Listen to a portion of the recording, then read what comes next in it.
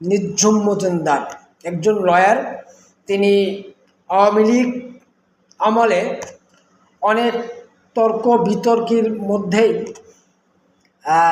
দেশ ছেড়েছে।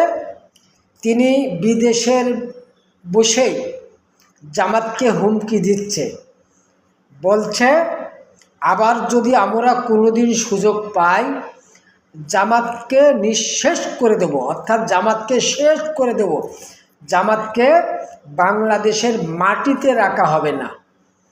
ভাইজান খুব তাল বাহনা করেছেন, তাল বাহনা করে টিকে থাকা যায় না। দেখেন জামাতের সাথে যে অন্যায় অত্যাচার আওয়ামী লীগ করেছে, সভানেত্রী শেখ হাসিনা, সাবেক প্রাইম মিনিস্টার শেখ হাসিনা যা করেছে, এর চেয়ে আর কী করতে চান? তারপরেও জামাতকে শেষ করা যায়নি, জামাতকে শেষ করতে পারেননি। জামাতকে নির্মূল করা যাবে না, শেষ করা যাবে না।